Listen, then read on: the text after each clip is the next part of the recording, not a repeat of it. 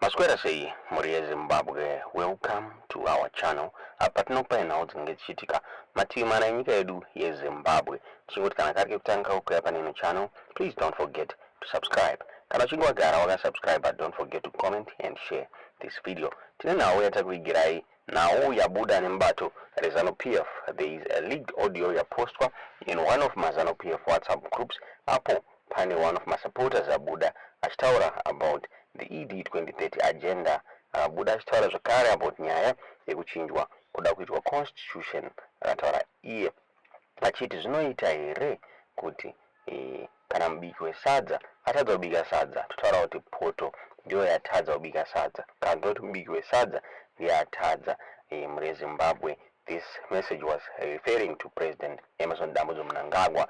Sara achiti zvinoita here kuti kana pakatadza kugadziswa zvinhu in 10 years dzakatongwa naMnangagwa twawedzera mamwe makore tichitowanikwa vachitonga nyika zvakare. Hazvina kumira mushe.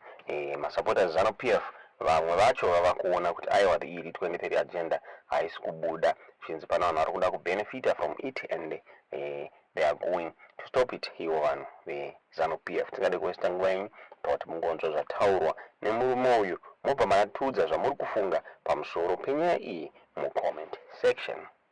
Inini ndaita mubvunzo une mutauro. But mubvunzo wangu manje ndobvunza kuno vari mumaofisi nevasiri mumaofisi. Kana muchinge matsamwa nazvo munongoita zvamunokwanisa, sezvamunongoita mazuva ese munongoita izvozvo. Ndo zvandakatomirira manje inini. Ndichabvunza mubvunzo para anenge atsamwa nemubvunzo iwoyo anongoita zvaanenge akwanisa. Zvaada kuita ndo zvandakatomirira inini. Mubvunzo wangu wekutanga kumapurisa, kumasoja, kumacivil servant, kune vakaenda kuhondo nevasina kuenda, nevasingashandi nevanoshandirwa.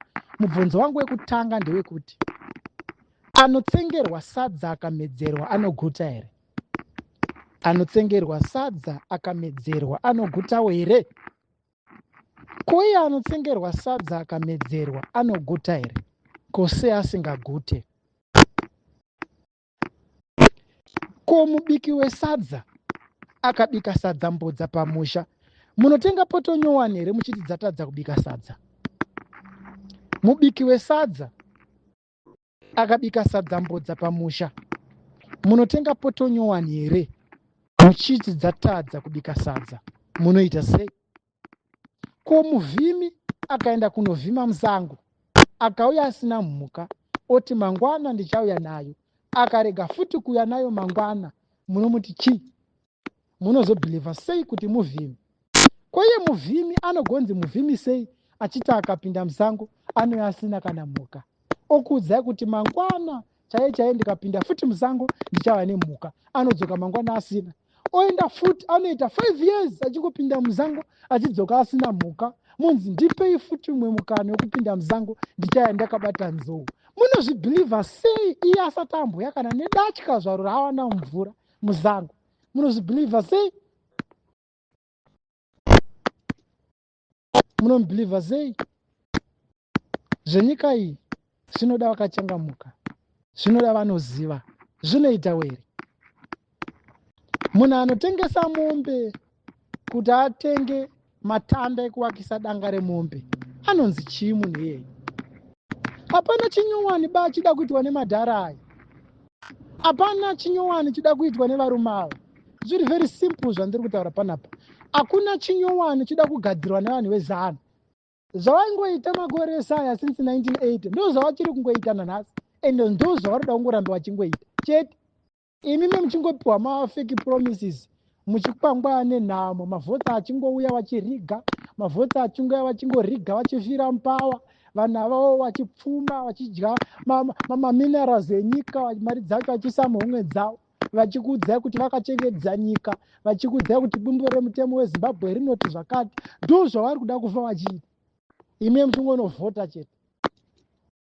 Ndo zvavada kukuudzai kuti muite. Imimi muchingonovhota chete. Vanokuudzai nhau dzavakaita kuhondo. Saka iye zvino vari kuti kana vachifamba mumastreet vari kuti iwewe uri kuda here kuti mutemo wenyika uchinjwe? Ukangoti hongu uri kubva wapiwa ka 5 kg kehupfu, ukati kwete kuriva kuti uri kubva usina chinhu. and then why is it mutemo munoda kuti uchinjwe muchipa vanhu zvino? Saka zvakanakira vanhu here kana zvakanakira imimi? 2017 Mnangagwa achitanga kutonga nyika yeZimbabwe akataura kuti ndipei 100 days, tane 9 years nyika yeZimbabwe asati yachinja. Fake promise haana chaakaita, anogoda kuzopedzesa chii? Nasure munoti imimi ngaapedzese basa raakatanga mukuru. Ko basa rakatangwa naMugabe rakapedziswa nani? Zvatakagura temu yake tikamudzinga pachigaro asati apedza temu yake, raMugabe rakapedziswa nani? Saka hakuna here ari nani yokuti Mnangagwa akaita step down today anozouya achipedzesa pacho pakasirwa naMnangagwa? Hakuna here ari nani? 2017 takapinzwa mastrichins aiwa zviti mutemo wenyika hautenderi kuti president agare nguva yakareba pachigaro. Ndozvatikabvisira Mugabe. Tikanza zvite Mugabe adhistora nyika, munhu akagara pachigaro nguva yakarebesa anozotanga kuisa vana vake muhurumende, hurumende yacho inenge yaane udzvinyiriri. Ndozvakaita kuti vanhu vaite hasha ukapinda mastriti izvozvo. Mnangagwa achingogara pachigaro kutaura kwatiri kuita kunoku, ane vana vake vanosvika 5 vari muhurumende kutaura kunoku. Vari muhurumende vamwe vanoshandisa masinema akasiyana siyana. Vari muSecond Republic yamakapemberera 2017 muchinzi yauya inozosunungura nyika. Yakazosunungurwa here nyika kana kuti nyika yakasungirirwa? Kana temu yapresident muchida kuti hanzi president anofanira kugara nguva yakareba pachigaro kuti achinje nyika, makabvisire Mugabe pachigaro. Orati kana zvakanakira nyika, Mugabe akatonga 40 years muri pamwe chete naye, makaitei? Nhasi makuda dzimwe 2 years dzei, muda kuite sei kuti 2 years wacho? Isi tabva apa pa 2017 apa tane 9 years. Hauna chamati maita mukuru, makoniwo. Makuti ndipeiwo dzimwe 2 years ndipedzeze, hazviite. Hatina kumbobvira taita chibvumirano ichocho 2017 kuti uchatitonga usva 2030. Hazvina kumbobvira chibvumirano ichocho. Takangopinda mumastriti kuti Mugabe ngaabve. Tikaona zvanetsa the same way yakaenda Mugabe nayo, the same way iri kuita nayo Mnangagwa. Ende Mnangagwa manje hafaniri kutopedza temu yake, anyanyoenderera stereke, anodzirwa.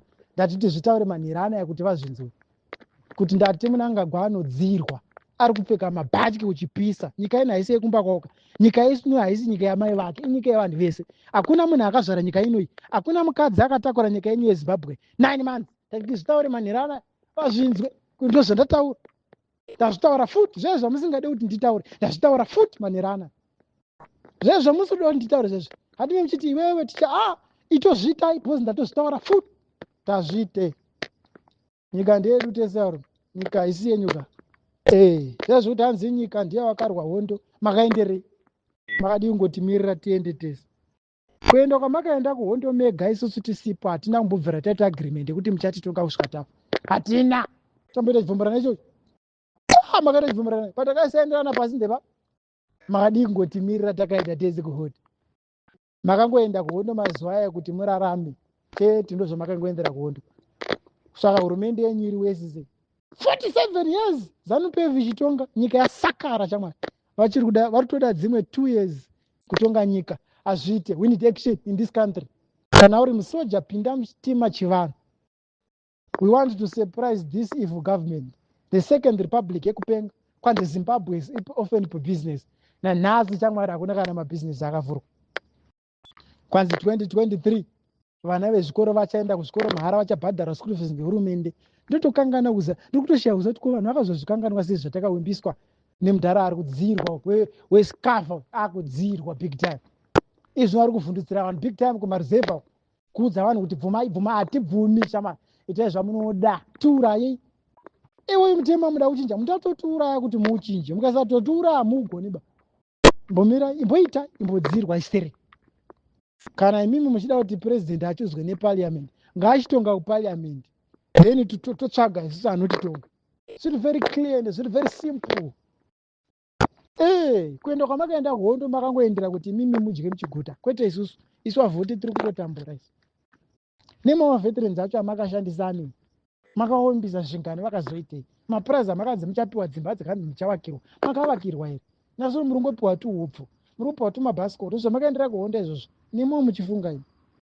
Sati zvitaure varume kuti vari kufamba vachiudza vanhu kuti ngatitsigirei Mnangagwa. Muri kupedza nguva. Udzai Mnangagwa chokwadi kuti kwanzi munyika munoita hondo.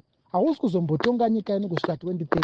Handizvo zvatakawirirana 2017. Muudze chokwadi. Mari iri kutambirwa nevacivil servant yakakamudzwa nani? Nguva yaMugabe wamacivil servant aitambira mari. Imari iri kutambirwa nemaveterans aitambira mari panguva yaMugabe. Why zvinhu zvakudhura? Why is it nyika iri kudhistroyiwa nemunhu akati ndiye the second republic? Ndiye futi anga ari first republic, ari futi musecond. Nawo akutudza kuti kwane third republic. Azviite varume madzirwa. Tari tikutaurire. Tinoda kungowimbisa vanhu kuti get ready. Nyika ino inovharwa shamwari. Iyo nyika ino inovharwa. Tombotaiwa homa kasa.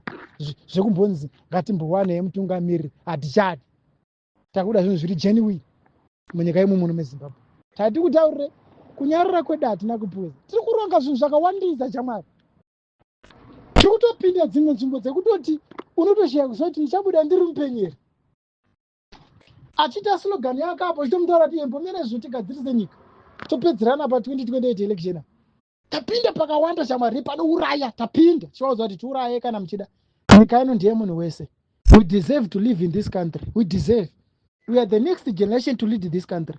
Tinogona kutadza kutonga hedu asi tichachuza vanhu kuti vatitonge isusu. Vari pava nemeudzvinyiri. Matonga nguva yakareba muri pachigaro maitei. 1980 nyika yeZimbabwe ichisununguka. Vanhu vari kungopazirwa dzimba vachinzi makagara zviri kunze kwemutemo. Asi nemuchudza vanhu kuti makaendera isusu kuhondo. Azviite pasina udzvinyiri, pasina hurumende yeZANU-PF, pasina munhu angagwa nehurumende yake. Mutemo haubati kubo. Shoko rangu ngarifambe kumasoja kuti right. Ndatanga zviya zvandakakutaurirai. Kuti mukanzwa ndakuadhiresa vanhu.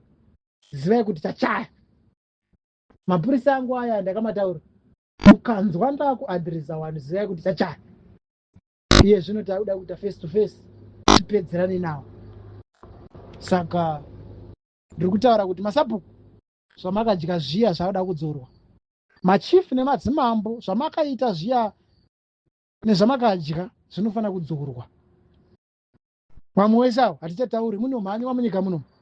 Saka ndiri kungotaura vana veZimbabwe kuti